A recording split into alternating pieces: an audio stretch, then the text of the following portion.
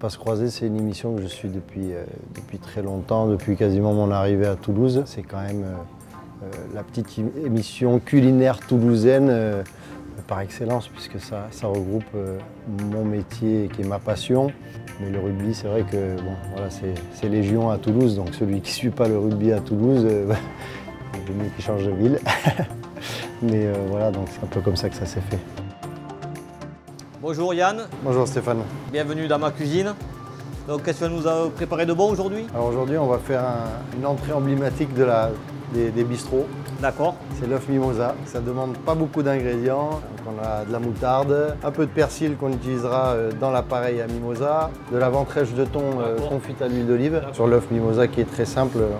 Voilà, c'est comme ça qu'on va le sophistiquer. Ici, on a une petite salade sucrine pour agrémenter l'assiette. Quelques échalotes qu'on mettra en finition sur la salade avec la vinaigrette qui est juste là, sans moutarde, puisqu'on va mettre de la moutarde dans la mayo et on va mettre pas mal en plus pour qu'elle soit un peu relevée. Et après, bien sûr, les œufs. La première étape, c'est quoi? On va cuire les œufs?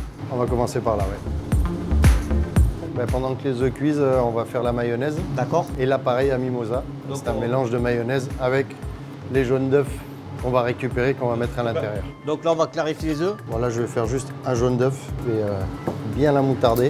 Ok. Il faut savoir que normalement, la mayonnaise, il n'y a pas de moutarde à l'intérieur. C'est une rémoulade. Mais pour le mimosa, c'est très important de bien poivrer et bien moutarder parce que c'est ce qui va relever l'œuf. Là, je te laisse me verser un peu d'huile, s'il te plaît. Ouais, il faut bien la serrer. Faire un peu de persil haché. Un peu de persil haché. On va en garder et pour l'appareil et aussi pour la petite déco à la fin. Donc après, sur la cuisson des œufs, on reste sur quoi, 10 minutes? Ouais, 10 minutes. Ouais. Mais obligé, alors faut pas le garder crémeux parce que comme on va le râper après, il faut qu'il soit quand même sec. Ouais, un petit peu sec, ouais. Voilà, donc là, on va mettre les 3/4 de notre persil dans la mayonnaise pour la déco à la fin, qu'on va mélanger avec un peu d'échalote. Je vais enlever le cœur. Je vais la couper en 4. Là, on a tous les éléments. Bon, on a cuit les œufs. Voilà. 10 bonnes minutes. On les a rafraîchis un peu dans de l'eau fraîche. Donc là, délicatement, sans abîmer les œufs, on vient enlever la coquille. On les rince un petit peu pour enlever l'excédent des coquilles qui peuvent rester sur le dessus. On va vérifier la cuisson. Voilà, on est top, tu vois. C'est parfait. On va directement aller là pour râper, en fait, finir l'appareil. Donc on râpe le jaune d'œuf. L'idée, c'est de casser un peu le gras de la mayonnaise avec le jaune d'œuf. Même si c'est protéiné, ça casse surtout le côté huileux de la mayonnaise. C'est ça qui est intéressant dans la texture de l'œuf mimosa. Pour finir, donc là, on finalise notre appareil. Et là, on va prendre une poche à douille. On va venir disposer nos œufs. Et là, on remplit généreusement. On va venir avec nos petites ventrèches de thon. Pas hésiter à prendre un tout petit peu d'huile avec. Une petite sucrine. Donc on va assaisonner avec une petite vinaigrette. Donc comme je l'ai dit tout à l'heure, juste de l'huile et du vinaigre, il y a dessus. On va y mettre notre mélange d'échalotes et persil qui va amener un peu de croquant. Et on va venir disposer ça juste à côté. Hop, voilà, on est parfait. Bon courage à toi.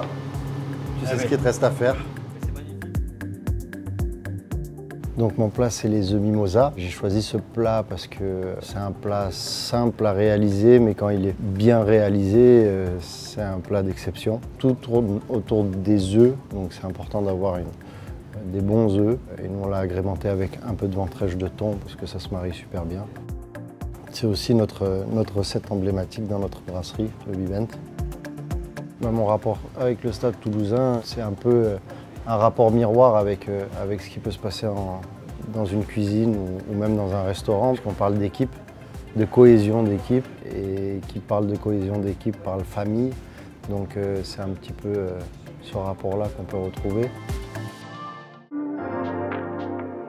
C'est une première pour les féminines, voilà, il n'y a aucune joueuse encore qui n'avait participé à Passe Croisée, et c'est un honneur d'être la première et surtout d'avoir côtoyé le chef Stéphane. C'était vraiment super, c'était vraiment une super après-midi. Bonjour Gaëlle. Bonjour chef. Bienvenue dans ma cuisine. Merci à toi de m'accueillir, c'est un honneur. Qu'est-ce que tu vas nous faire de bon aujourd'hui? Alors j'ai souhaité faire un saumon D'accord. avec poireaux et gingembre et une petite sauce asiatique. Voilà. Ok, donc je vois que tu as ramené un peu de sauce soja, de gingembre. Exactement. D'accord, Voilà. un peu de mirin, je vois, un peu de miel. Tout à fait. Bon, ben on va commencer par la marinade. Ouais, très bien. Allez. Donc je t'ai préparé un bol. Donc je commence par ajouter Le miel avec le mirin. Le mirin, ouais, exactement. Ensuite, Sauce soja salée. Donc ça c'est la sauce yakitori, plus épaisse, sucrée. voilà, le gingembre et l'ail. La purée d'ail un peu. Donc là on mélange, préparer notre petite marinade. On est pas mal chef là. Ouais. Donc maintenant on va s'occuper du saumon. Qu'on va couper en cubes. D'accord. Donc c'est un joli saumon. Très beau saumon, bien épais. Donc ah oui, tu fais une bande. Je coupe une bande, ouais, exactement. Et après, donc... Tac. Et après je vais faire des petits cubes. Et après, on va les mettre directement dans la marinade. Ok, donc là on va mettre le saumon. Au frais. On va maintenant s'attaquer aux poireaux. Au poireau, ouais, exactement.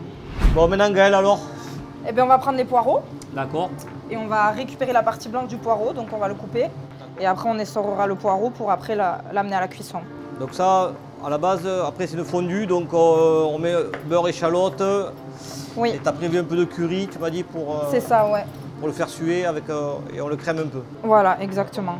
Donc là, dans l'eau, on va partir à la cuisson. Ouais, tu peux récupérer le saumon en même temps dans le frigo, s'il te plaît. Ouais, je prends le poireau. Allez, c'est parti. Bon Gaël, maintenant. On va faire cuire nos poireaux avec le D'accord. curry et après on s'occupera du saumon, de la marinade. Donc d'abord du beurre. Tac. Hop, on va bien le faire fondre et après on mettra les échalotes. Donc on va faire fondre aussi un peu les échalotes avec. Ouais, exactement. Donc maintenant on met le poireau. Ouais. On met les poireaux Bon, après j'ai vu le curry. et après le curry. Une petite pincée de curry. Ok. Et voilà, et on va laisser prendre un petit peu, fondre tranquillement.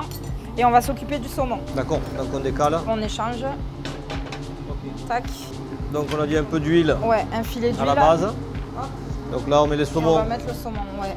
On va juste faire dorer sur le dessus et le dessous. D'accord. Joli. Ouais, ils sont beaux, hein. D'avoir mariné, ça fait une petite caramélisation, c'est joli. Ouais.